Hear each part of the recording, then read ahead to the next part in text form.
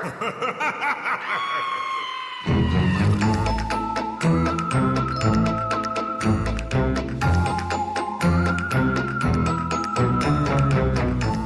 to Horrors Yet Unseen, the podcast where we assign each other horror movies to watch and then talk about it so our spouses don't have to listen to us go on and on and on about scary stuff they don't like.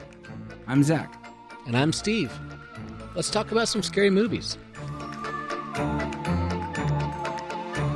By the way, there will absolutely be spoilers in this show. You have been warned.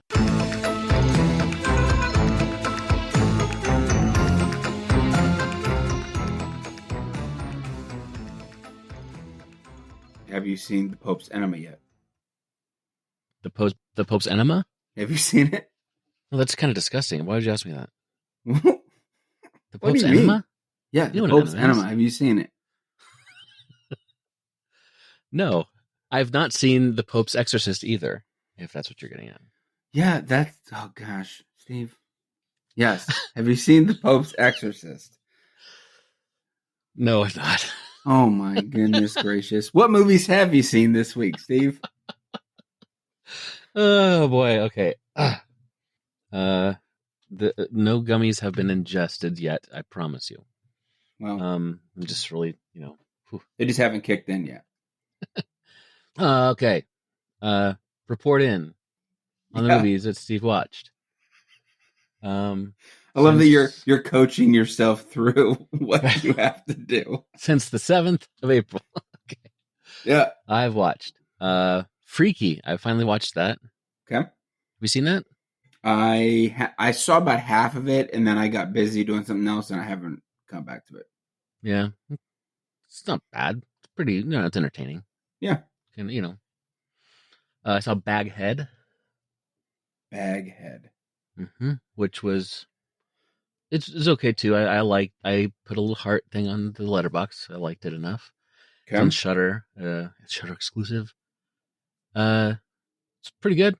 I give it 3 stars just, because it was, it was super predictable in some ways, but it was fun, It was fun. The Poughkeepsie tapes. The Poughkeepsie? How do you say it? Poughkeepsie. Poughkeepsie. Yeah, you're from that area, so, Okay. Poughkeepsie. Yeah, so I know how to pronounce all of those. Yeah. Just by osmosis. Where's that from? Where is that Poughkeepsie? Over there.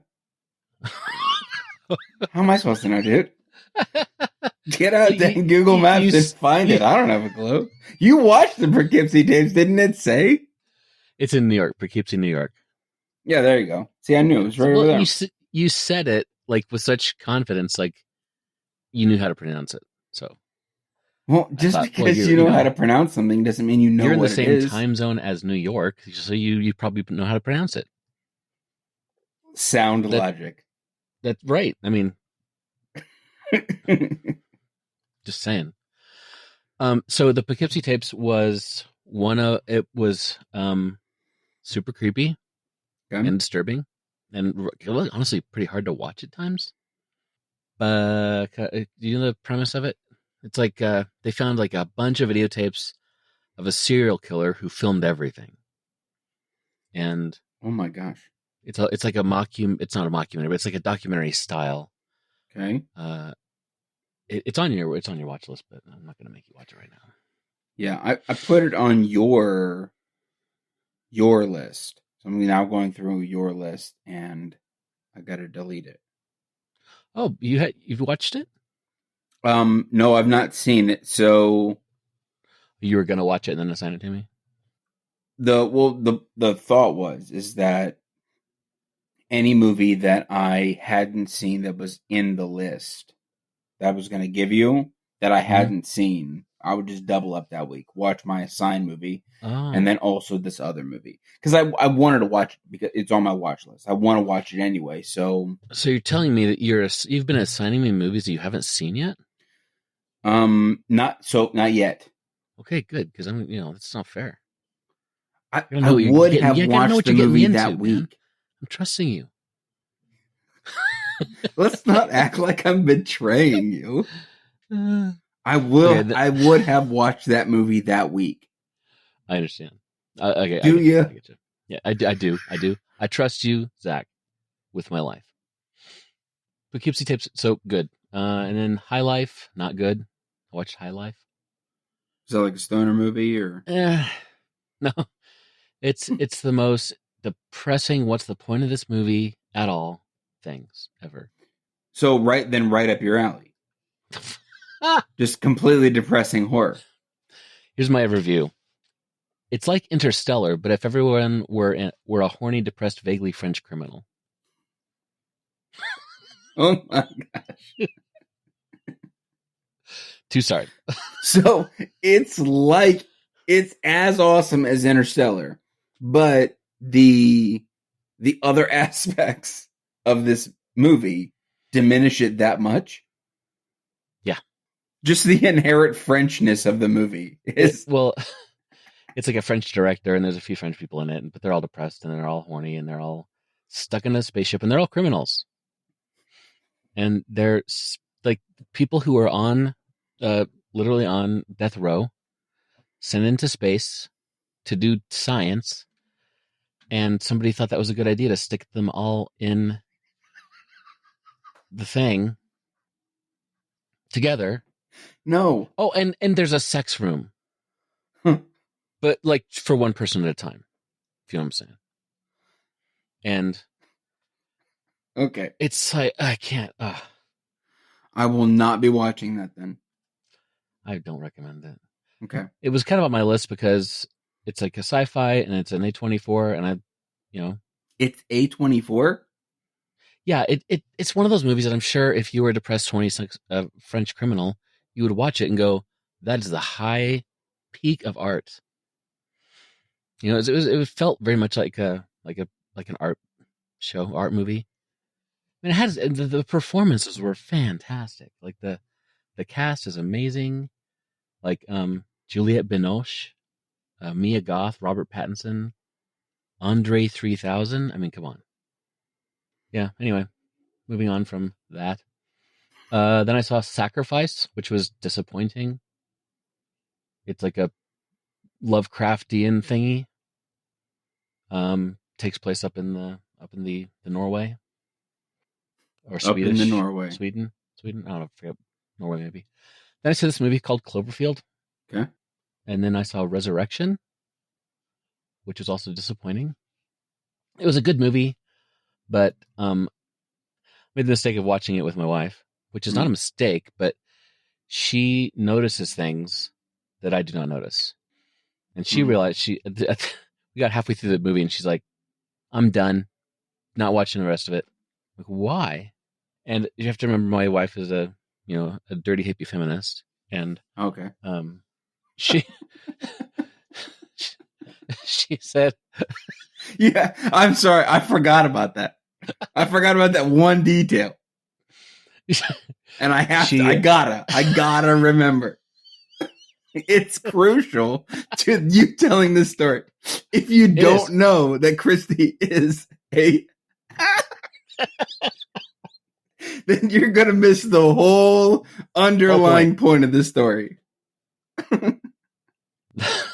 That's ridiculous. The reason she does not, she's like, this is a horrible, horrible story because the, spoilers, obviously, it's not a huge spoiler though, but turns out this woman who played, fantastically by Rebecca Hall. I've never I was blown away with her performance. I gotta say, her character in the movie is like got everything put together. She's like perfect, buttoned up, everything's clean, etc. And this guy shows up from her past who kind of mind controlled her, sort of like cultish ways, sort of thing.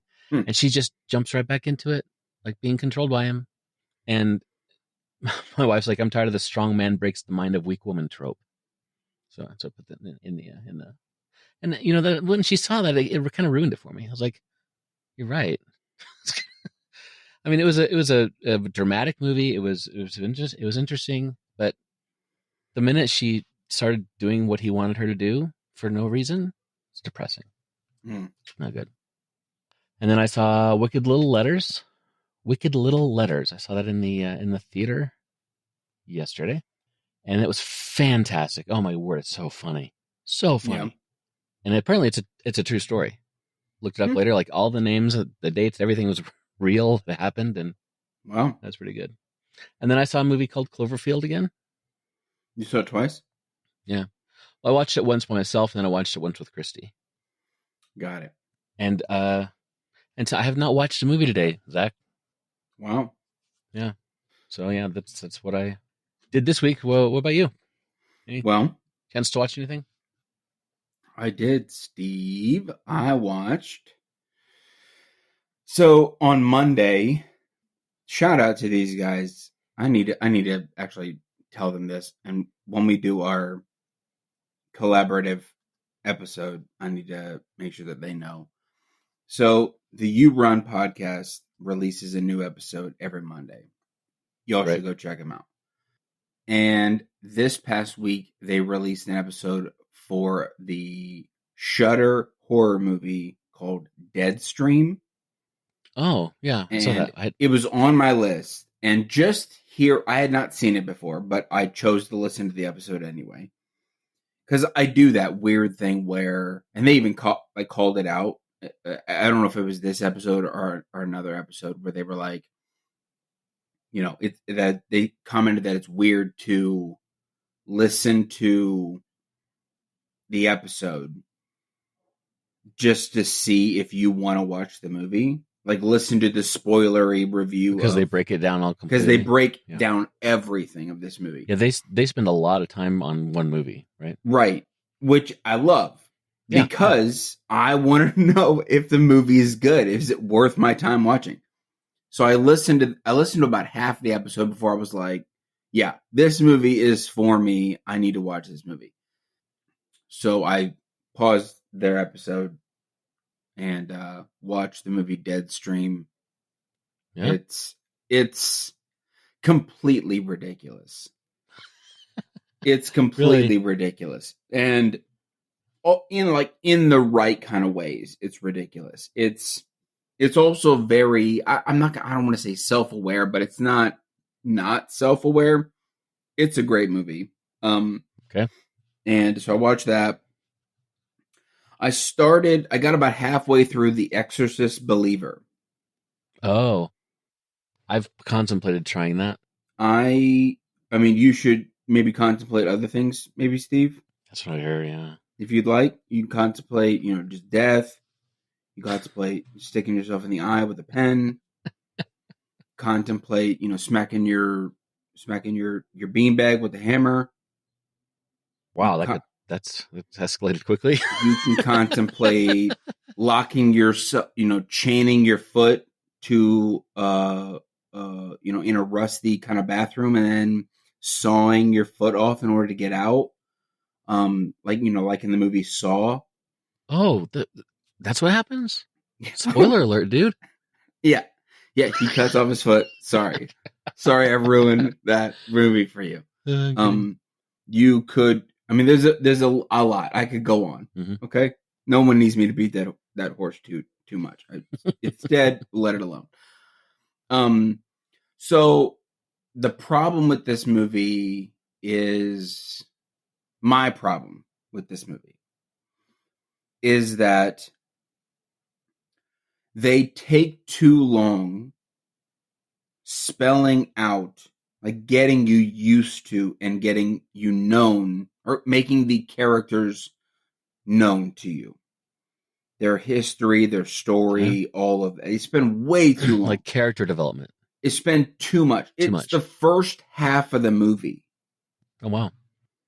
Now, granted, the girls get quote-unquote possessed pretty early on in the movie, but the action, the real action, is more than likely in the back half of the movie. So the majority of, I guess, probably the trailer is in that back half, which I did not get to because I'm like, this is freaking boring.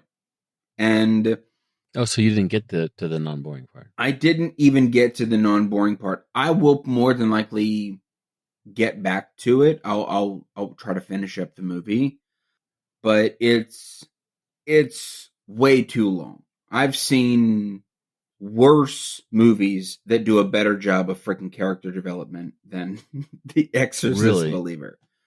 It's like I said, it's just the fact that they spent too long doing it. And Yeah. I'm also not overly too sure that this movie needs to be an Exorcist movie. Like, again, I didn't get into that part of the movie by the time I think I basically stopped watching the movie. I don't know. The last major scene that I remember is one of the girls being in church and she goes down the aisle, like in the trailer, and is like, the body and the blood. And you're like, and it's not as scary as it's more annoying. And I'll tell you this, the stupid little conservative on my shoulder. Hate that guy. Yeah. Well, in this particular case, that guy was like, will somebody just get that kid out of here and take him back to Bible school? Like, I immediately, it was the funny, and because that was my perspective, like, she is disrupting the sermon. Somebody should get her out of here. Where are her parents? Like, that is hilarious in a really bizarre way. Yeah.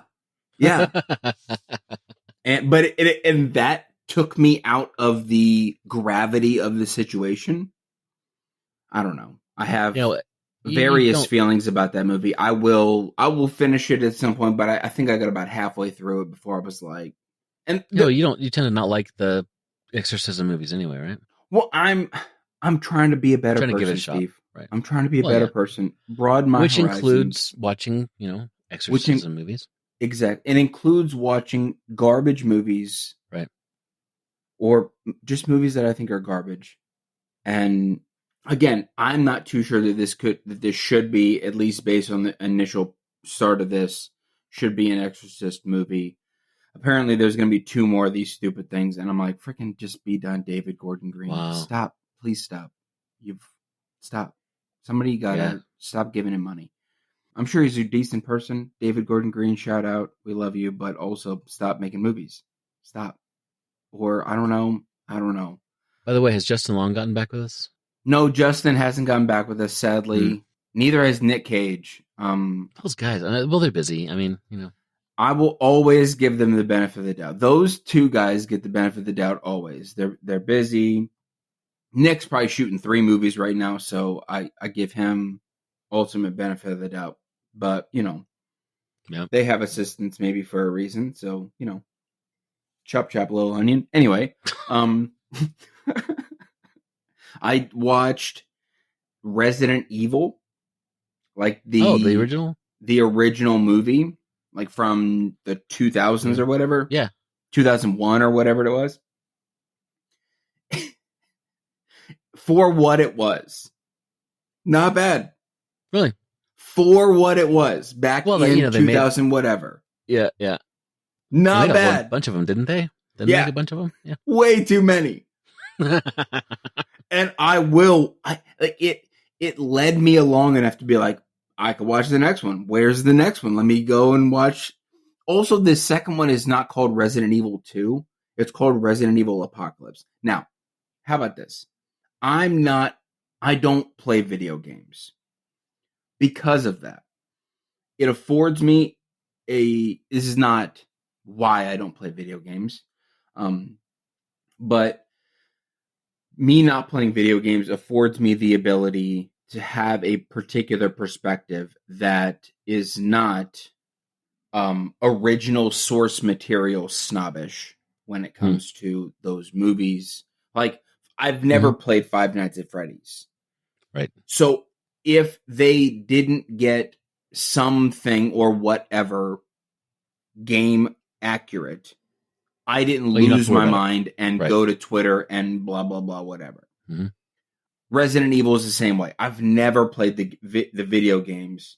I know nothing about the story other than the Umbrella Company, and that's really it. I don't know anything about it. Something demons and something. Opening a gate to hell or something, right? I don't have a clue. I guess I knew. So, and as far as the gate to hell thing, I don't have a clue if that's even true. It's like these people are creating chemical weapons. I don't really even know. Anyway, it's watch the movie, Zach. I know, but watching the movie and paying attention is a very different thing, Steve. Anyway, it was a decent movie, so much so that I did put it on your list. So at some point, you will be assigned to watch the movie Resident Evil, right. And then all of its subsequent sequels. Yeah, I'll make sure to watch those all this week then. Don't do that. You got other things to watch, Steve. Well, I mean, it stars Mila Jovovich. Yeah, in every one. Right. So, I mean, it's going to be good. Yeah. So, and then I watched Big Bada Boom. What did you say? So I'm quoting her lines from The Fifth Element. Oh, that's the best movie. That's one of top. I love it. Multi-pass. Big Bada Boom. Yeah, I love The Fifth Element. It's really, really great. It's underrated Bruce Willis movie. Oh, it's a fantastic movie. Die Hard gets a lot of credit. Fifth Element needs to get more credit. Shout out Fifth Element. That's boy. Then I went to the movie theater to fight my fellow brothers in the movie Civil War. Did you win? I mean, I survived, so still here, and that movie is great. Yeah, that movie is great. I cannot wait for it to come out to streaming so I can watch it again because I'm not going to pay. Like I told you, I'm not gonna pay another $14 to go see it. I'm just gonna wait till it comes out in streaming, and that way I'm able to pause it and take notes, and we can talk about it a little bit more. But I thought I saw an interview with the director because I thought it was interesting that they put. So first, that movie is mild spoilers if you haven't seen it yet. There is, number one, there is no, I won't go too deep because I know that you haven't seen it and want to. I thought they did a very good job of not making it very obvious, in my opinion, on first viewing of why we were in a civil war. Maybe that was obvious to other people. So the reason why there was a civil war was obscured. Yeah, yeah. To me, it was obscure. They didn't. There was no. I don't remember a line that explained somebody asking, like they're new to the country or whatever the case is, and like, why are you guys fighting? And then there is this dialogue or monologue about what's going on. It immediately just immerses you in what's happening. But Florida and California band together. Yeah, and Texas, right? What'd I say? You said California and Florida. California and Texas. Sorry. Right. California and bizarre. Texas. Yeah. And it was bizarre to me. And I literally, this morning, I saw on Twitter, the director made a comment about it. I'll send that over to you. Alex Garland. Yeah. Fantastic direction. Kirsten Dunst knocked it out of the park. That scene with her husband, Jesse Plemons. I don't know how to pronounce his last name. Oh, Plemons. Plemons, not Pleman. Yeah, Plemons. Fantastic. That scene with him in it is very Breaking Bad-esque because he plays such a deadpan bad guy, like you don't know what he's gonna do. He has such a great poker face. He plays such a great role. It's a small role, but it's still he's a good actor. Very, very tense. He's a great actor. Yeah. So that movie was fantastic. I only saw 4 movies. We've gone on long enough, but I did hear, Steve, I wanted to chat about this with you. They're rebooting Scary Movie. The Scary Movie franchise. Good, because I can't watch those. I've tried. And I have feelings about it. They're so bad. Well, the first one, it's just juvenile fun, right? Like, It's just bro, YOLO, juvenile fun. Fart jokes and stupid stuff. Like, right? But it gave us, what up? Like, it gave us that, right? Okay. No, you don't remember? So I saw about 5 minutes of number 1 and like 10 minutes of number 2, and I thought I'd give up. It was so bad I couldn't handle it. Don't watch Resident Evil this week. Watch the first scary movie. Just watch the first one. Okay. If you can get through some of the movies that you've given me, if you can get through Under the Skin, you can get through. Come on. Okay. It's just mindless. Even just turn it on in the background. Okay. I give you permission to even just do that. You don't even have to fully. Maybe I'll watch it during some of my more boring meetings this week. Yeah, exactly. Just mute your meeting and watch Scary Movie. So I thought you definitely watched at least the first one. That surprises me.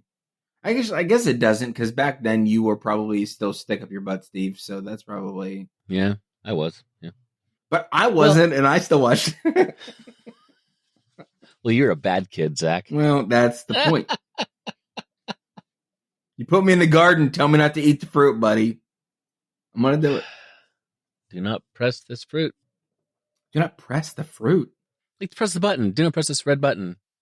It makes you want to press it. Like, that's what I thought you were going for, but I was like, also, maybe you might have had a stroke. I don't know what's going on, Steve. You're tired. You woke up a half an hour ago.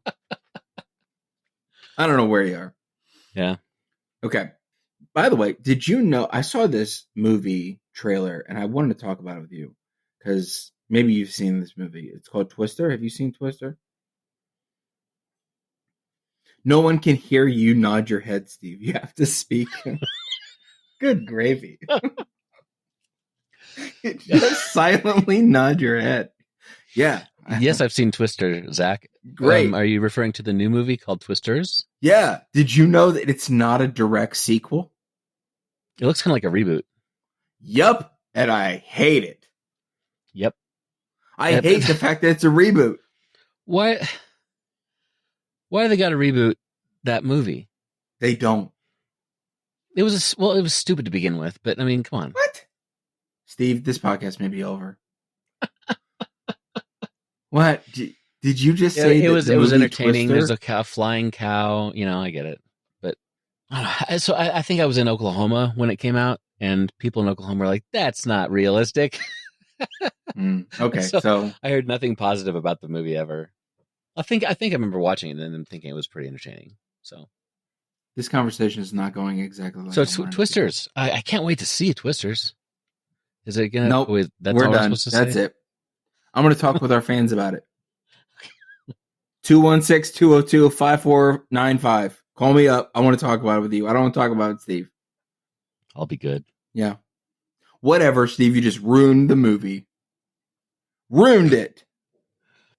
Might as well just move on to the rest of the podcast and then... Moving on. Moving on.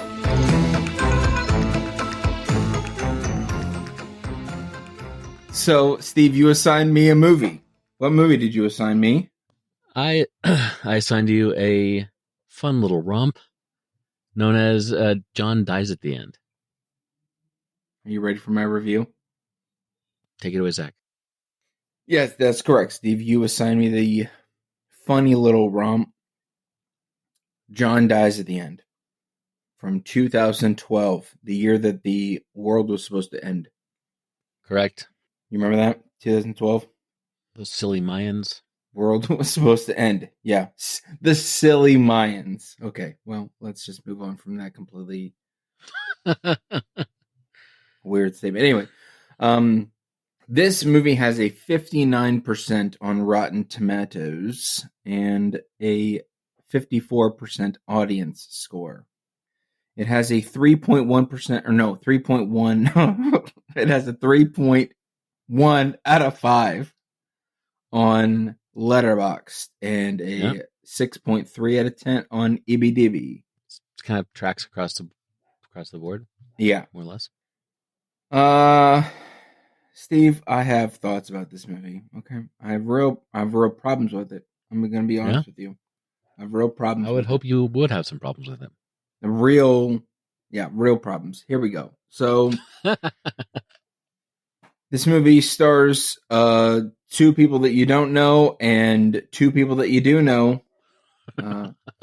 No, because I've never heard of Chase Williamson and Before or Rob after, right? Mayer or Rob Mays. No, yeah.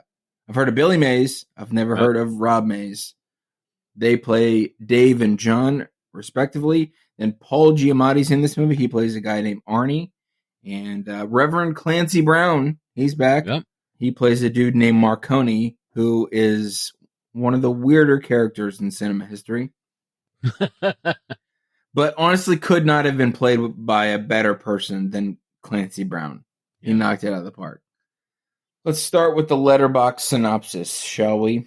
A new drug promises out-of-body experiences, but users are coming back changed forever. And an otherworldly invasion of Earth is underway. I don't know what movie I watched. But that is a completely garbage synopsis. Yeah. Let's see if IMDb has a better one. I'm just going to jump to it doesn't. Okay? Except for the fact that it calls Dave and John college dropouts. So here's my summary of the movie. Okay. John Dies at the End is a lie of a movie where John dies 30 minutes into the movie and not at the end of the movie. John isn't even the main freaking character. Dave is. The main character to die? Dave is the main character. Dave consumes a, I don't know, symbiote-like substance called, venom-like substance called soy sauce, and goes on a dude where's my car-like idiotic adventure. That's my synopsis of this movie. If you think that I'm wrong about that synopsis, you haven't watched this movie. Okay? So, I'll get to just some funny stuff out the gate. Okay? First off, I had problems with them calling this thing soy sauce. All right? It seems slightly racist to me to call it soy sauce. Why did they call it soy sauce? Because it was black. Because it was black and runny. What would you call it? Squid ink? I mean, but then you got the squid are going to feel bad. Well, and what's crazy is that soy sauce is not even sold. It's sold by a Jamaican, which I don't have a problem with. I don't have any problem with. I have feelings about it, though, that I have 2024 feelings about it. And I don't know where to put those in this movie. I probably should just excuse it and move on. Well, I mean, the movie starts out at a Chinese restaurant, so. Okay. Doesn't it? Yeah, it does. Yeah. So, basically, I think Dave is trying to sell the story to Paul Giamatti's character, who apparently is, you find out at the end, is completely made up. He's made up. Because the real Arnie is a black guy who got decapitated and is in the trunk of Arnie's car. Yep. And Arnie is a figment of Dave's imagination because Dave is on soy sauce. So I'm like, first off, you got it. If Arnie is a figment of Dave's imagination, how did the car get there? When they go outside and Dave shows Arnie's body in the trunk, I'm like, how did Arnie drive there if he's been dead this whole time? How did the guy get in the trunk? Well, that's another question. I don't know who killed Arnie. I didn't look into it that much because I didn't care. I didn't care who killed Arnie. Okay? The main exposition of what is specifically going on, what soy sauce is, what these aliens are, the main exposition is told to us by a dog. That should tell you. And? What do you mean, and? I mean, dogs are trustworthy.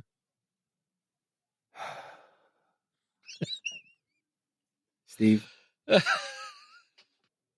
I think we've reached a new segment of this show, and it's where we have a therapist if we have a therapist listening to this episode, listening to this podcast, we need you to call in because Steve needs help. I'm not convinced that Steve's really going to see an actual therapist. He says that he is, but I don't think he is. I'm going to refrain from comment, and I'll let you do your talking because everything I'm saying is insane. Everything you've said so far is insane in this whole podcast. No, but seriously, I mean, the dog. It's a nice dog. I don't know why you're. Yeah, it's a golden retriever, I believe, and they're the friendliest dog. Right, but John is speaking through the dog, and he's telling Dave what's going on. So we find out that soy sauce is like this alien substance or drug, or is the alien itself? I'm not really too sure there. Is it the alien? I'm not too sure.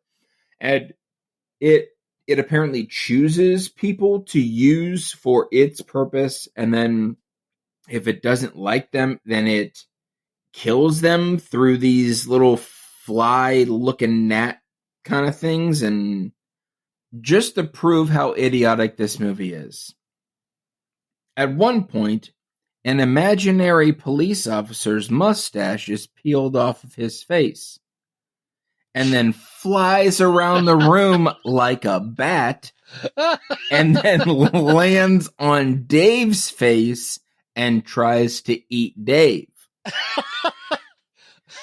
So if you're into that, turn this podcast off and get away from us, because I am just kidding also, but kind of not. What the heck? What is this? This is why I said, Steve, you need a therapist. I mean, the problem is that you're saying things that happen in the movie in actual words that make sense.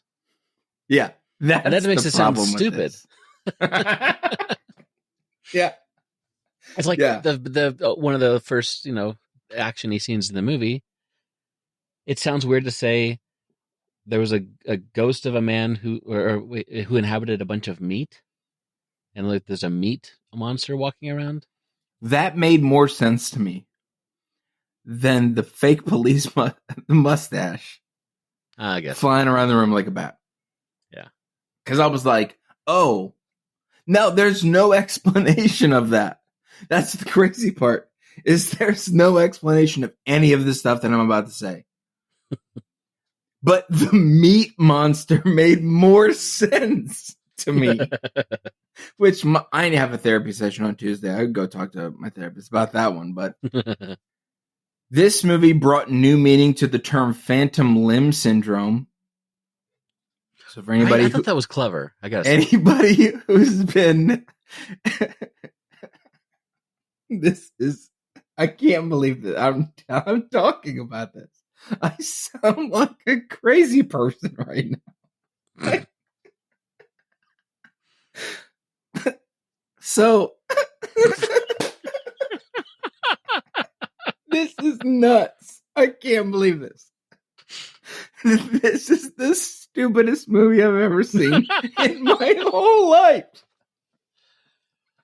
Hey, I rated it 4 stars, so just be nice. I can't believe you rated this movie 4 stars.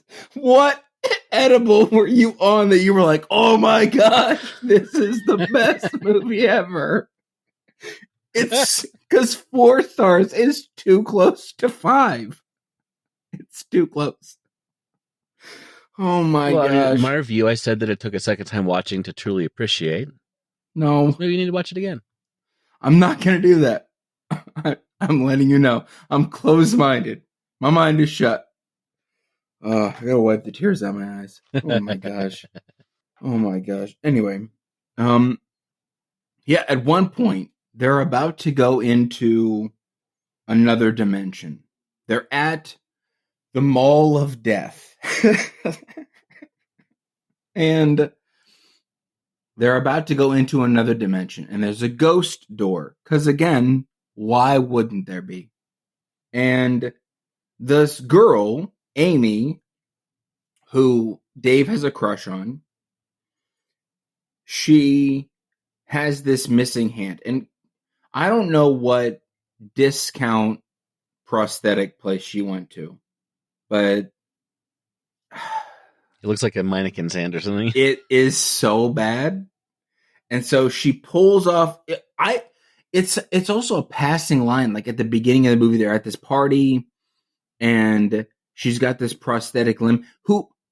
And we're introduced to it because her boyfriend at the time, or some just jerk at the party, has her hand and is basically not giving it back to her. Yeah. And it's such a weird thing. So the fact that this came back up again, that John's like, hey, Amy's the only one who gets to open, who is allowed to open. Can open it, the ghost door. The ghost door. I'm like, what do you mean? And even Dave is like, what the heck are you talking about? She pulls off her prosthetic hand, which is just this silicone. I don't know. It may as well have been like the hand from, I don't know, what's that guy's name in Happy Gilmore? Like the wooden hand that he has. Oh. Like Chubbs, is that what his name is? His name is Chubbs. It's so bad. She pulls it off, goes to grab the ghost doorknob, and her hand reappears because she has phantom limb syndrome. in the ghost and she's able to open the door. And I'm like, but it's basically, that's her one purpose in the movie. Like, she's only there so she can open the door to the other world. And pretty important. Okay. Let me give this movie some benefits of the doubt. All right. I'm done beating it up. All right. Not entirely though. So nothing would please me more than to like this movie. Unfortunately, it's not my cup of tea. And that's me saying that politely. It's not my cup of tea. The story is literally all over the place. The writers said no to anything. They said yes to everything. And this movie is filled with too much ridiculous. Too much. And it's not even filled with enough horror to me. It's not the right comedy. I'll say that. It's just, I don't even know what. It's a different kind of movie. I don't know what kind of. I think because they start with, if you take this drug, then you'll basically be limitless. Yeah. And so when you start from there, anything can happen. So because anything can happen, there aren't any guardrails to keep them in line. And that is to some degree an issue, because it's so much, which is why I compared it to Dude, Where's My Car, is because this movie it's all over the place. It's all over the place. I'm also comparing this movie with what I'm going to call is the perfect horror comedy in Tucker and Dale versus Evil. Like, I think that's kind of the prototype for doing horror comedy. And so, because that movie is also ridiculous, but the characters still follow rules. Right. And, it doesn't, they don't do things that are just crazy for no reason. So I think that with the right financial backing, maybe this movie could have had a decent go. But because the budget is actually kind of really hard to find. At one point I found that it was less than $1 million. And at one point I found that it was $1 million. That is not much. There are two sources for that. One is some janky website that said it was $1 million. And the other one is IMDb that said it was less than $1 million. So it's not very much money. So that's why I said, I think with the right financial backing, with the right studio, this movie could be rebooted and told better.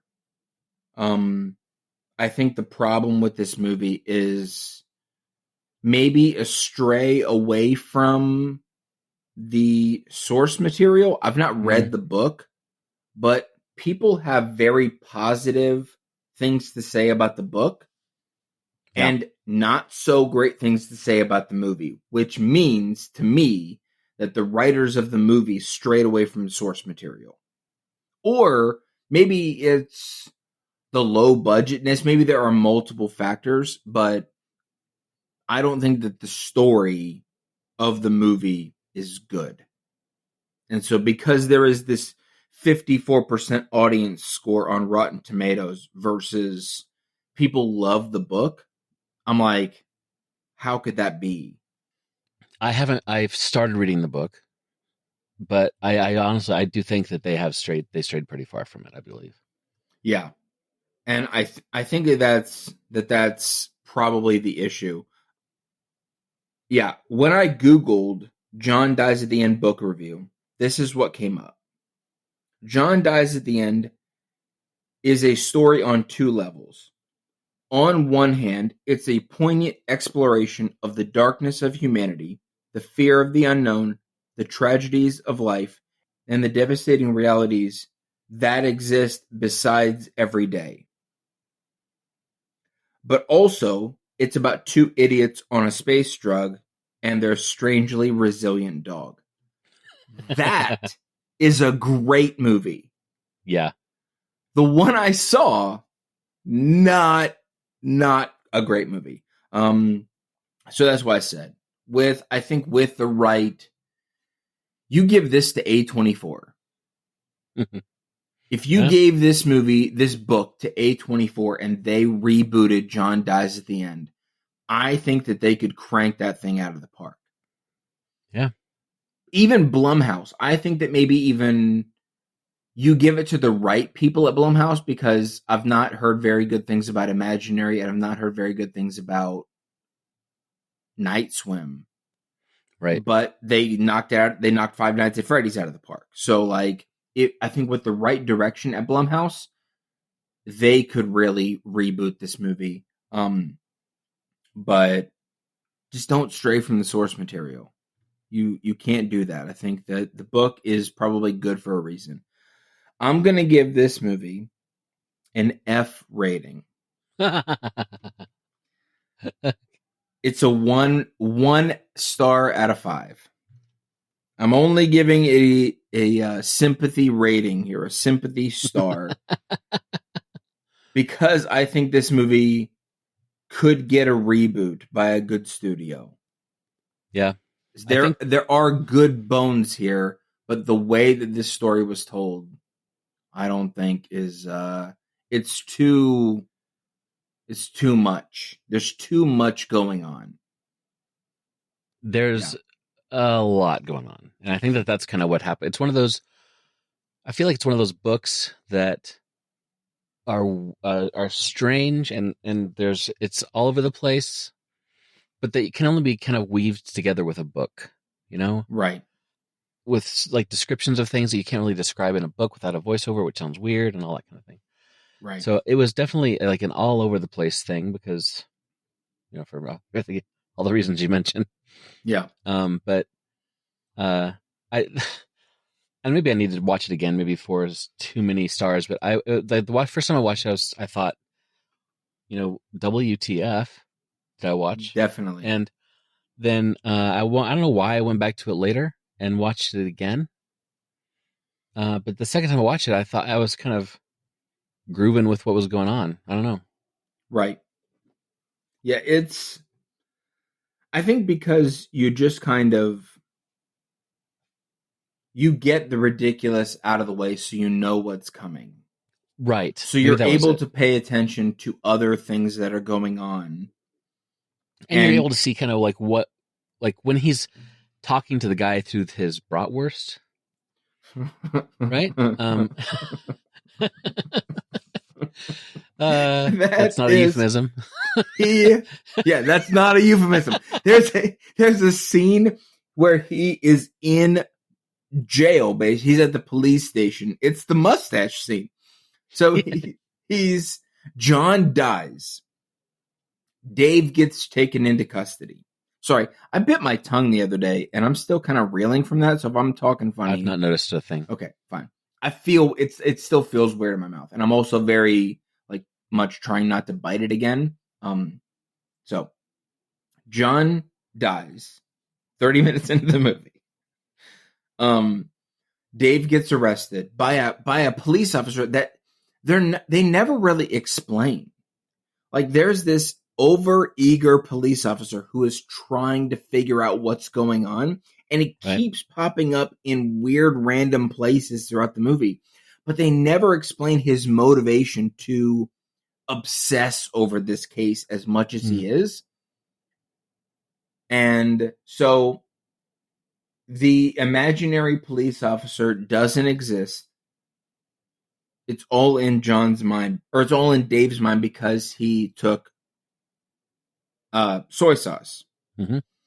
And John calls him on the phone. John actually explains before he dies that he has called Dave like 20 times and had these conversations with Dave, like left him messages. Right. So Dave gets a call from John on his completely busted phone. Like, it looked like it got run over by a truck. Busted. And John's like, yeah, just walk out of the police station. Just walk out. And so when he does, he gets another call from John, who's like, hey, there's a hot dog cart like a half a block away from you. Buy a hot dog. Buy a bratwurst. So he goes and he buys a bratwurst to prove to Dave, I'm not talking to you through the phone. Right. I'm talking to you through your head. But the actor is walking around the street holding a bratwurst in a bun that has a bit of lettuce underneath the bratwurst. It's so stupid. Yeah. Yeah. I kept thinking, if Casey walks in at this point, she's going to be like, Zach, we have to take you to the hospital. We have to take you to the hospital. Because it's such a crazy scene. And I didn't know how to explain to Casey. That was it. I didn't know how to explain to Casey what was going on. Because I don't know how to explain to anybody what I watched. This definitely is a movie you have to experience. Yeah, you have to experience it, and it's definitely not a normal movie. I kind of wanted to see. Maybe you should be under the influence. Maybe this is better. I don't know. I mean, I kind of wanted to see how far out, like which direction. Like, I'm probing the edges of Zach. You like some crazy stuff. You like some ridiculous stuff. I do. And this is, but like as you said, you like the comedy horror stuff that's kind of in the direction of being more silly, like Crazy Clowns or like Tucker and Dale, that kind of thing. Yeah. But this is like ridiculous in a completely different direction. So I think I read somewhere that there is like Lovecraftian inspiration to this. Yeah. I didn't pick that up in the movie outside of the octopus. Which, by the way, that's they go into this other world, which is explained to them in this church shrine to them that their world and this other world were one timeline, until this same guy in two different worlds, both of them experimented with bestiality, or they basically tried to get a bull to impregnate a horse. And the one guy got arrested for it in Dave and John's world, because why the flip wouldn't you? Come on. And No in the comment. other world, this guy got basically the Nobel Peace Prize.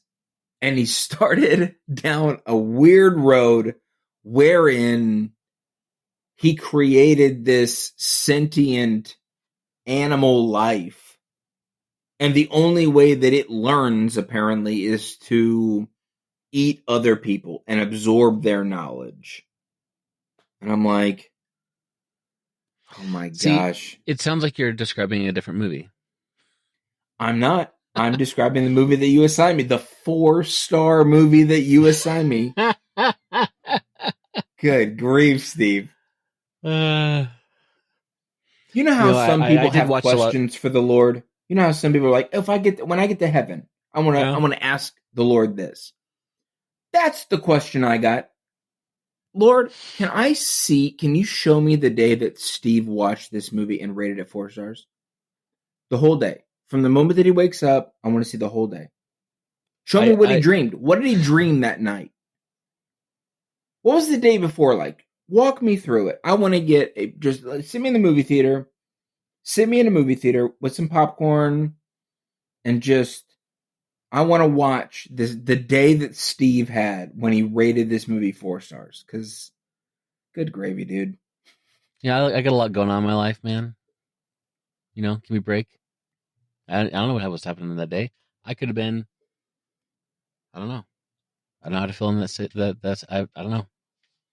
Yeah. My guess is I was a complete like haze of depression or avoidance of reality. Yeah. I understand.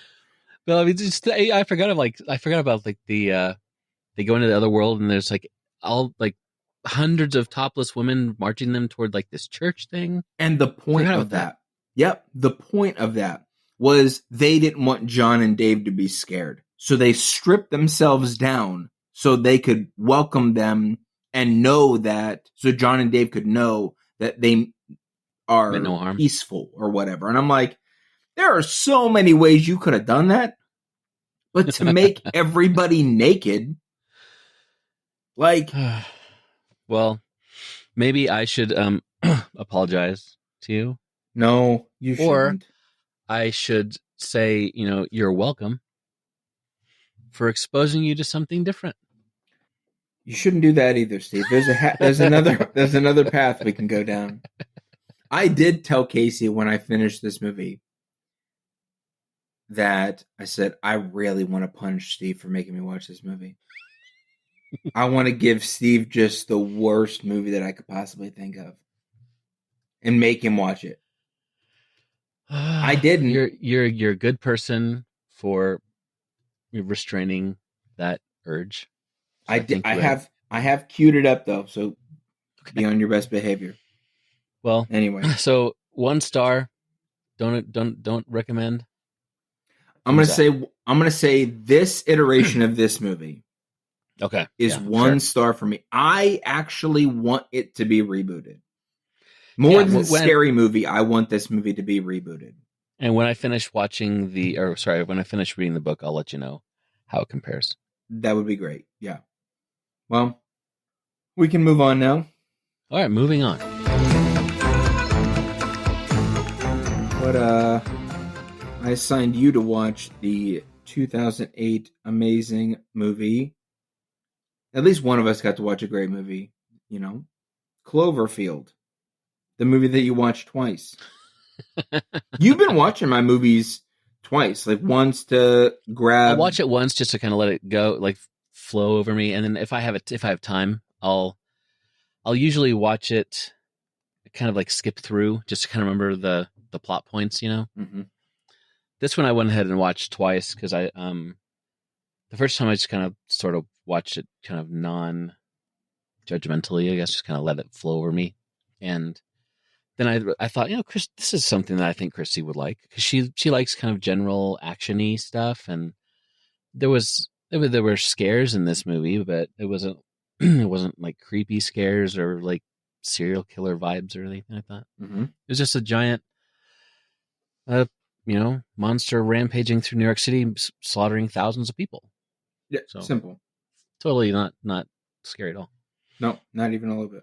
So this is a movie that came out in, you said it was 2008, right? Mm-hmm. And I hadn't seen it before. It's one of those movies that from the years of about 2004 or 5 to through all the way through 2008 or 2009 even. Our family of 4 was completely out of the sphere of most popular culture in America because we were living in Germany at the time. Mm-hmm. And while there is a lot of crossover, there's still everything still has to get translated and blah blah blah. So it didn't necessarily. When we didn't see any movies either, we were like so poor we didn't have money to go do stuff. Yeah, but we saw lots of Germans singing songs in the mountains. But that's on TV all the time over there. But yeah, it's an acquired taste. But just a lot of Ricola commercials. It's like exactly. There's like channels that are nothing but Ricola. Yeah.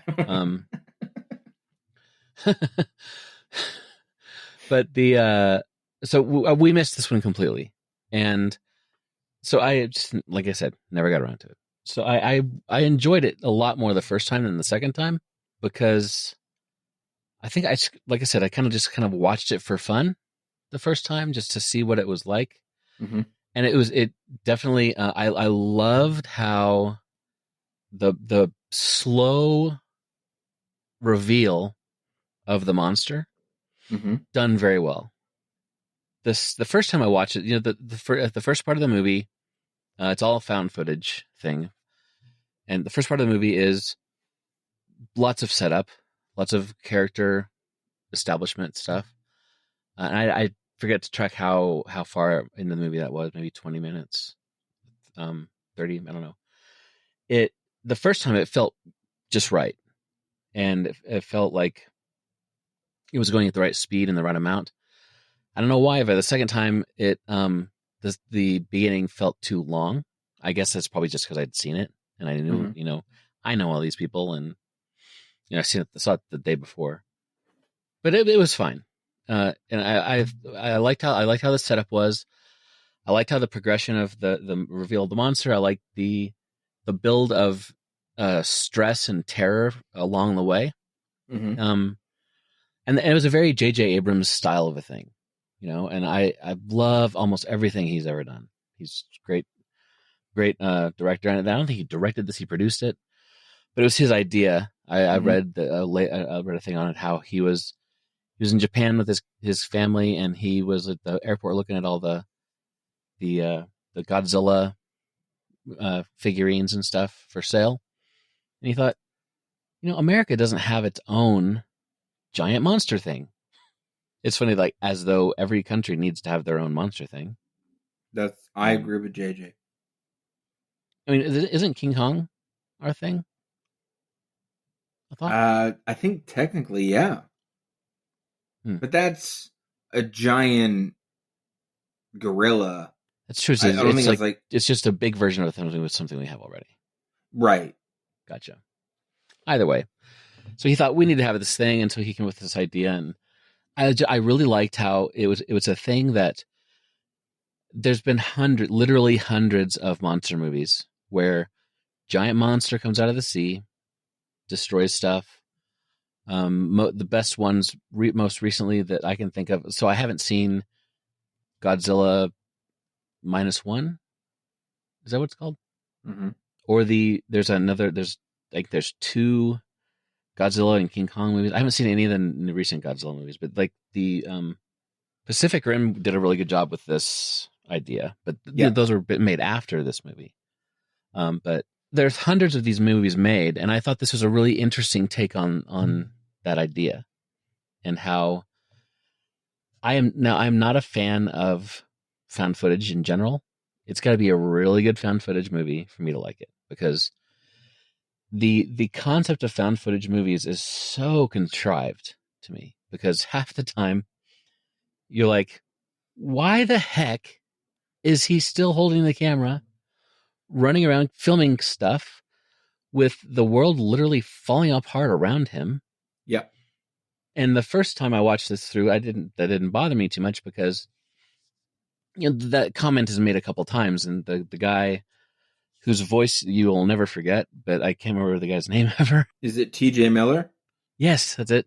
He's like the comedy relief of the movie. Yeah. He holds the camera the whole time, and so that him running around. There's somebody made the comment of like, "What are you doing?" He's like, "Well, people will want to see this someday." That kind of made sense, but and I also thought about how the fact that maybe you could make the argument that when you're so afraid, it's kind of like you have that camera between you and the thing happening. Mm-hmm. It's kind of a buffer, it's like I'm not here. And that, so maybe that kind of was a comforting thing a bit for it. Anyway. So I liked the movie a lot. I'd say 4 stars. The second time I watched it, I immediately I started having the thought of these people absolutely deserve what they're going to get. Because, the more I thought about it, it's like, okay, they had the opportunity to get out of Dodge, get off the island of Manhattan and run away. Mm-hmm. And he decides to go back for this girl who he apparently loves suddenly to death, and enough to like risk his life to go see if she's maybe okay. Uh-huh. She's probably dead. But then he gets to her building, and like the army is like, do not go. One of his friends has her chest has literally exploded from getting bitten by the thing by this point. Yeah. By one of the little creatures running around. Uh-huh. And like death and destruction raining around him. And he's like, let's go to this building that's fallen into another building that's like 50, 60 stories high. Uh-huh. And they go in. I was like, okay, that's a bit too far for me. That they're going to go up 60 flights of stairs. And they have to cross over, don't they? Right, across, and then cross over to the building that's leaning over against that building. And they cross over and then go down a few flights to find this woman who's impaled by a steel spike or a piece of rebar, sorry. Yeah. And, they pull her out. It's like, watching it with Christy, she's like, that if this ever happens, you better leave me for dead. She's like, do not come back for me. Get off the island. I'm like, back at you, babe. Just let me die. Yeah. Assume that I'm gone. Anyway, so it was entertaining. I will say I enjoyed the movie. Some like legitimate surprise and scares, like when they're walking across the, I think it's the Brooklyn Bridge. The guy's brother, Jason, I think it was. He's kind of ahead of them on the bridge. He kind of climbs up to the side and he's like waving at him. The monster's tail just smacks and destroys him and like everybody on the bridge. I was kind of shocked at that. I'm like, whoa. So there were parts of the movie that I was really shocked by. I also found it very interesting how when it showed right near the beginning of the attack, it showed everybody outside walking around with like the dust all over them. Mm-hmm. Exactly like the photos and videos I saw when 9/11 happened. Like exactly, with tons of that concrete dust raining down. Yeah. And this movie was made 6 years after 9/11. So 5-6 years. So not too long after. But back to the found footage thing. So with found footage stuff, this is one movie that actually made me I liked the found footageness of this. Yeah. Because I don't know how else you would tell a story like this. And because one thing that's nice about the found footage genre is it pulls you into the action really closely, right? Mm-hmm. I put you there, and they did a good job of that. They picked the right guy with T.J. Miller. I think so, yeah. They picked the right guy. He did a fantastic job. That dude did a really good job of keeping you engaged and like kind of being the mind of the viewer. Mm-hmm. He's saying things that you're thinking, and so that was really interesting. Now, some of the motivations of the characters are a bit, like I said, a bit crazy, a bit weird, and unbelievable, kind of just too far. But yeah, I see why this is such a well in the movie. And I'll be honest, one of the reasons I have avoided it so long is the found footage aspect of it. One found footage movie that I love is a Europa Report. It's found footage because it's like it's a space movie, a sci-fi movie in space with all these built-in cameras on the spaceship showing stuff. So there's no weird like, why are you filming a serial killer running at you? Put the camera down and run. So yeah, but I liked it, and I found it interesting looking more into the movie how the monster. I was curious about the monster because you do get to see the monster more, like I said, more and more throughout the movie, and near the end you get to see everything about the monster as they're trying to bomb it. And right when the main characters get taken down and killed, it looked a lot like the creature in Return of the Jedi that Luke kills at the beginning. What's that thing? The Rancor. The Rancor. It looks a lot like the Rancor that Luke kills in Return of the Jedi, where the gate falls on his head. Mm-hmm. And I thought, I want to see what this thing looks like completely. So I was looking it up, and the character designer said that he designed it as a juvenile of this species. Yeah. It had just hatched out of the ground or something because of the earthquake that happened at the beginning of the movie. And it was rampaging through New York City, not because it was intent on killing, but it's because it was freaking out. It's like woken up. It's disoriented. And I thought that's interesting how they, when you see monster movies like this, sometimes you don't think of the motivation of the thing because it's like a big mindless thing, it seems like. But I like how they had that. It wasn't a malicious thing, more of a, hey, where's my mom? Right. But when you're that big, it ends up destroying everything around you. So right. That was interesting as well. And I also found it fascinating how the movie 10 Cloverfield Lane, which is fantastic, and the Cloverfield Paradox, which I haven't seen yet, though they're both in the same universe, but they're not tied together hardly at all in any way, shape, or form. So, which leaves you questioning a lot, which again is a J.J. Abrams thing. Yeah, he's got not tell you a lot of stuff.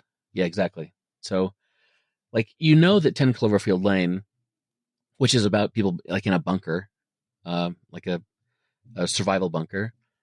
That there's something happening in the world, but it doesn't seem to have anything to do with a giant monster in New York City. Right. But so you start wondering, are all these things happening at the same time? Or is it kind of predicated on the same thing? Or I don't know. But yeah. And I think that's why I want more of these movies. Yeah. I really want them to kind of flesh out the universe. I want them to prioritize them. I know that we've had a lot go on since the Cloverfield Paradox. Mm-hmm. But I think that I would like for them to prioritize these movies. I don't want to see them just go away because I want to see I want to see the full story. Yeah. What is JJ really thinking about all of this stuff? Let's tie everything together. You can tell these individual stories, but then let's rope everything in together. Yeah. You could just do that with one movie, too. You could do that with one, or you could go the route of TV franchise. Well, not franchise, but just series? a one season series where you just go 6 episodes, 6 hour-long episodes, and we're going to tie the whole thing together. Which would be a different medium because all of them have been movies so far. So you could go the route of an 8-episode series. It'd be more, you could even do an anthology where each episode is another part of the world or another timeline or completely different dates, completely different aliens, but they're all happening within the same universe, and then tie everything together. But I'm not too sure where this project stands anymore. I mean, it's probably still in production, but I'm like, how long's it been since the last one? Let's go. Yeah, the Cloverfield Paradox was 2018. Well, there was a manga as well that kind of tells a story about an event that happened in apparently around the same time in Tokyo, in this universe. So a monster attacked as well. So yeah, Yeah, especially since you get different aliens in 10 Cloverfield Lane. right. You get whatever happened in the Cloverfield paradox. But in the movie Cloverfield, if this thing is juvenile, what does a full grown look like? Mm-hmm. Is there just one? Are there Yeah, multiple? Is it what? I have a lot of questions, but I think, JJ could really prioritize. We did have COVID, that yeah, shut a lot down. So, but like I said, I think that they could really kickstart this again and yeah, pick it back up where they left off. yeah. Enjoyable movie, fun. Again, it it lost me a bit with the going up the two towers thing, like not two towers, the The the apartment buildings. skyscrapers, yeah, the big Yep. buildings. I thought that was just a little bit too beyond So was it the possible. motivation? His motivation was not fully fleshed out, fully thought out. It seemed like he was just like he lost his mind, and maybe that's the point. Maybe he this happened and reality was just cracking for him, and the only thing he could think of was he's going to go and spend time with find this girl that he's in love with, um, and that's all he could think about. And I understand that. I mean, when trauma does weird things to people, and coping in different ways, etc. Yeah. So maybe that was it. I don't know, but so it wasn't like it didn't ruin the movie for me, but it was kind of hard to kind of move past that a little bit. But honestly, I didn't think about that until the second time watching it. So Yeah. the key here is if you're going to enjoy a movie that Zach wants you to watch, just turn your brain off. You gotta. Or if you're Yeah. going to recommend a movie to Zach, make sure he turns his brain off. I. Yeah. That's why I'm in therapy because I need Uh, to figure out. I don't need. I don't know. I need to figure out how to do that because I don't know. I don't know how to do it. no, I I don't know how to. see. I get hung up on I got hung up on the fact that John. First off, John. Okay, he dies 30 minutes into the movie, and in my brain, apparently, I took the title real seriously. John dies at the end, and because my thought was, I don't want to watch this movie because it's going to be spoiled. Because John's going to die at the end. The fact that the spoiler wasn't a spoiler is kind of part of the point of the movie, I think. Yeah. Well, yeah, and I never thought that the movie was ever going to go the direction that it did. But then these characters, maybe I do need to watch the movie again. These characters die. I'm convincing myself as we're talking right now. These characters die and then they're brought back. Like Right. John didn't die. John, because all of them that were at the party that took this drug that quote unquote died go to the mall of death. And I'm like, how was John dead? But now he's fine? There's lots of timey-wimey stuff in it, too. Like, John will call Dave and go, have I died yet? Yeah. Like, what? What? Yeah. Yeah. Yeah, I don't. But then, yeah, then when he told him to leave the police station. He's like, "Hey, can you get my body before you do that?" Yeah. Oh no, you can't do that. I'll figure it out. Right. And I'm like, "What do you mean figure it out?" I don't understand. Yeah, yeah, I don't know, man. That movie was too trippy, Yeah. too trippy.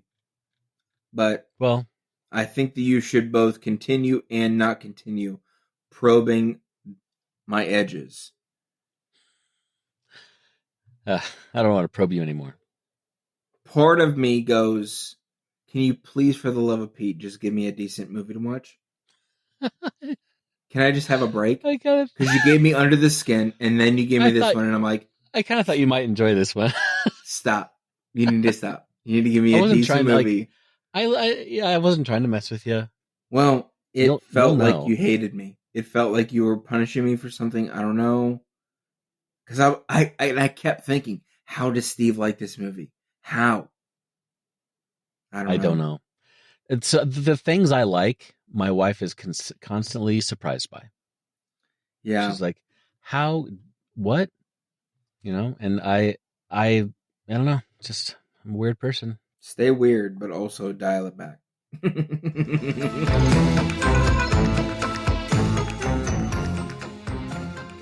Time to pick a movie for you then. Yep. Let me do my best to pick one that is not that weird. Yeah, I'm not. Here's the thing: do whatever you're gonna do. I'm not trying to skew. Honest to God, I'm not trying to skew no, your. I gotta do it, or else she'll just keep whining. Okay, yeah. Keep complaining. Yeah. And then if I give you, but then if I give you your way, that's just gonna teach you the wrong thing. What kind of a parent would I be? What kind? What kind? Okay. I will give you a movie. I just keep hitting refresh. Shuffle. Yeah. Not that one. Okay. All right. I'll just do what I was going to do anyway. Yeah. I'm going to, there are like tie-ins from what we were talking about. So the director of Civil War. Okay. So this is my thought process. Okay. The director of Civil War was Alex Garland. Alex Garland also directed a movie with the lead character being the woman that I was in the movie that I watched, Jessie Buckley. Dude, are you going to give me this movie? Oh my gosh, dude. Men? Oh my gosh. I didn't want to watch this because I saw the trailer and was like, this is not my cup of tea. Not my cup of tea. And then I started a stupid horror podcast where I freaking got to watch it. Fine, I'll watch it. I'll watch Men. Make all the feminists happy. I'll watch Men. Stupid movie. Yeah, hey, you don't know that. It's just, come on. It's a weird movie. You rated this movie 4 stars too. You so far don't have a very good track record. Yeah, you've cast doubt shadows. I have reasonable doubt now that your judgment is off. If it helps. One of the reviews that somebody left on Letterboxd says, "This was so scary, I'm glad British people aren't real."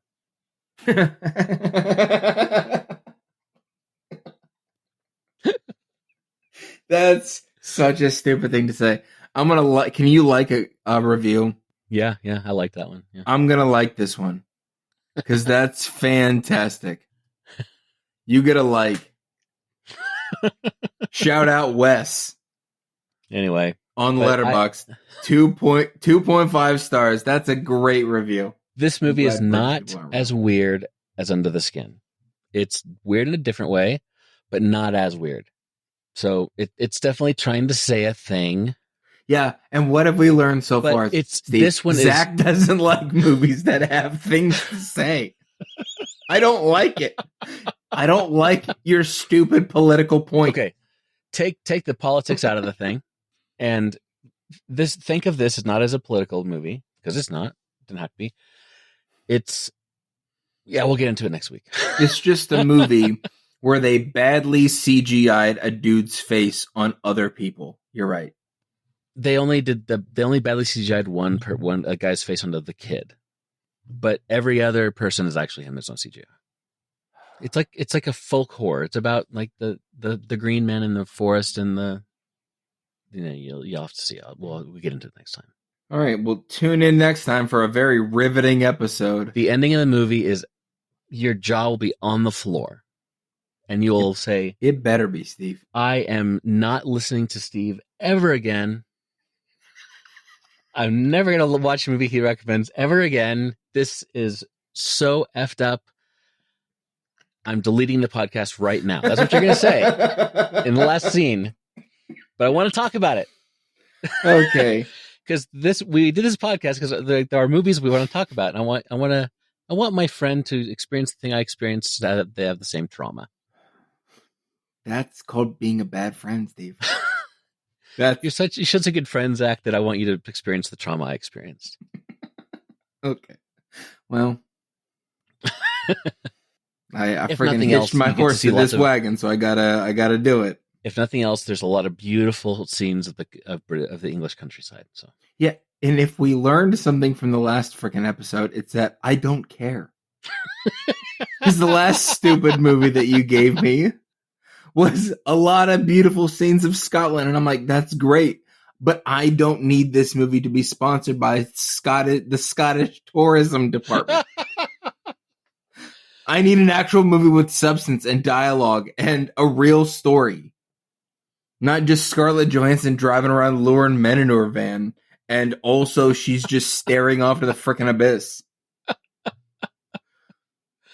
And I'm supposed to pick up the completely overt themes. The completely overt, like, oh, well, this movie is about X, Y, and Z. And I'm like, no, it's freaking not. No, it's not. It's not about any of that. Well, this one has a 69% score on the meter. Audience score, ready for this? 39. Steve, these people don't know what's good. Okay, well, I'm going to step off my little rant horse here, little Sebastian, and I'm going to spin the wheel, Steve. It's time to spin the wheel and see. I hope you get a really good movie. I hope you do. I hope you get a really good movie. I hope you love it. Really good movie. And I hope it makes you feel so bad for making me watch trash. A little clicky. Here we go. All right. Ta-da! Oh, You're going to watch the movie Death Becomes Her. Oh, that's a older one. Yeah. Well, it's not older, but whatever. Yeah, it's Bruce Willis. Oh, yes. And who else? Goldie Hawn, Meryl Streep, Isabella Rossellini. Whoever those people are. Goldie Hawn, Meryl Streep. Yeah. This movie's great. Death Becomes Her. Like one of the most popular reviews is flaccid. I guess I would have to watch it to know what that means. Of course you do. Alrighty. So, yeah, I'm not gonna expel too much about this movie. Expel. I don't know what I was trying to go there for there. What? I feel like I'm having a stroke at the end of this episode, but that's fine. Okay, right. I'm gonna shout out. I'm gonna give somebody a shout out real quick. I'm gonna shout out to @CavityColors on Instagram. I'm sure everybody's already following them, and I'm jumping on the bandwagon. They're getting ready to. They got a lot of good horror movie merch, and from like a bunch of different horror movies. Fantastic, and I'm hoping that shouting them out they'll send me some free stuff. That's they even got a Killer Clown shirt, dude. Dude, they got Killer Clown merch, and that's all that matters. That's how I know that they're good. If you got Killer Clown merch, you're automatically going to heaven. Do they have John Dies at the End merch? They don't sell trash, Steve. They don't sell trash. Okay? Come on, they get Darkman stuff. They don't sell trash, Steve. They're a good, reputable company. But I know that you're going to comment and be like, oh, they should. Here's a recommendation. John Dies at the End merch. No. I know Cavity Colors is listening, and please don't do that. We don't need that. We don't need John Dies at the End. We don't need men. Don't listen to Steve for movie recommendation. I have to listen to Steve because it's our podcast. You don't. You get to choose a better path. I promise you, I won't recommend anything. Okay, well, I don't trust. I would like to recommend a podcast. Yeah, go ahead. I've been listening to. It's called Hello Sydney. Hello Sydney. Like as in Hello Sydney. Yeah, like Ghostface. Yeah, love it. It's by a lady I follow on the TikToks. Her name is Sydney. Amazing. I don't know what her last name is, but horror_chronicles on the Instagram for the older folks listening. She it's horror, and I think it's horror_chronicles on TikTok and everything else. I just been listening a lot to her stuff this week, and she's got good breakdowns of movies and good lists of movies. She's did an episode on every, like, the last few decades, like her rankings. I don't always agree with her stuff. Like her favorite genre, Zach, is possession horror. So it's right up your alley. Right up my alley. And she went on a complete rant about Ari Aster stuff because she's like, I don't want to have to think about what stuff means and like what, like, I just want to be entertained. I'm like, we need to have Zach. Sydney on. Yeah, we need to have Sydney on this podcast. Open invite to Justin Long, Nick Cage, and now Sydney from the Hello Sydney podcast. Right. Is it the Hello Sydney podcast on Spotify? The Hello Sydney, SIDNEY. SIDNEY. The Hello Sydney podcast. She's only 21 episodes deep, so you can. Yeah. Mm-hmm. It's not too much of a backlog that you can't listen to. Yeah, I haven't listened to all of them. Well, okay. I'm going to start listening to that. Great. Cool. We have gone a long time. What a freaking weird episode, Steve. What a long, strange trip it's been. I'll do better next time. No, don't do that. Let's make every episode completely freaking weird. Okay. Well, goodbye, sir. Have a good week, and watch scary stuff. Amen. All right, listeners, that's a wrap for another episode of Horrors Yet Unseen. Thanks for joining us. And we'd love for you to become part of the conversation. Just drop us a voicemail at 1-216-202-5495 or email us at horrorsyetonunseen@gmail.com. And keep up with the latest by following us on Instagram. That handle is at horrorsyetonunseenpod. We'd also appreciate it if you like and review our show on Apple Podcasts or Spotify. Your support means a lot to us. See you next time.